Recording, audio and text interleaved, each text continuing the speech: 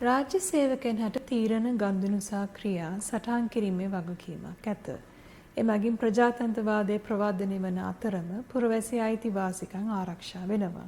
එම වාර්තාගත කිරීමේ වගකීම අධිලේඛන සහ වාර්තා කළමනාකරණය පිළිබඳ ජාතික ප්‍රතිපත්තියේ සඳහන් වෙලා තියෙනවා.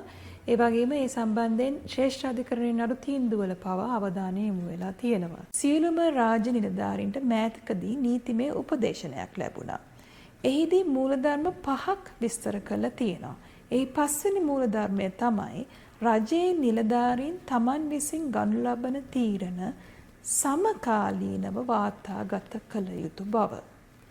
එහි කියවෙන්නේ රජයේ නිලධාරීන් ගනු ලබන සියලු තීරණ අදාළ ලිපිගොනුවල අනිවාර්යයෙන්ම වාර්තාගත කරනු ලැබිය යුතුය.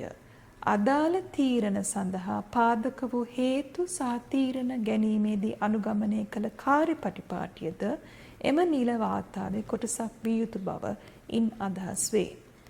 රජයේ නිලධාරියෙකු විසින් යම් තීරණයක් නිසි පරිදි වාර්තාගත නොකිරීම සම්බන්ධයෙන් සමාව දිය හැක්කේ අවස්ථාවේ ස්වභාවය විසින් තීරණය ගත් වහාම එය වාර්තා කිරීමෙන් පැහැදිලිවම සායුක්තිසහගත ලෙස රජයේ නිලධාරියෙකු වළක්වා තිබීම වැනි නිශ්චිත සුවිශේෂී තත්ත්වයකදී පමණි.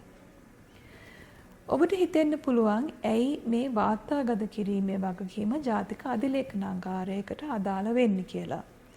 ඇත්තටම තීරණ ක්‍රියා සහ ගනුදෙනු වාර්තාගත කෙරුවේ නැත්නම් මහජනයාගේ තොරතුරු සහ සාක්ෂි වර්තමාන පරපුරටත් අනාගත පරපුරටත් අහිමි වෙනවා. වාර්තාගත කිරීමේ වගකීම අප ඉෂ්ට සිද්ධ කරගත්තේ නැත්නම් ජාතික අධිලේඛනාගාරයට පැවරීමට අවශ්‍ය වාර්තා නැති වෙනවා. එමගින් මහජනයාටද ඒවා අහිමි වෙනවා.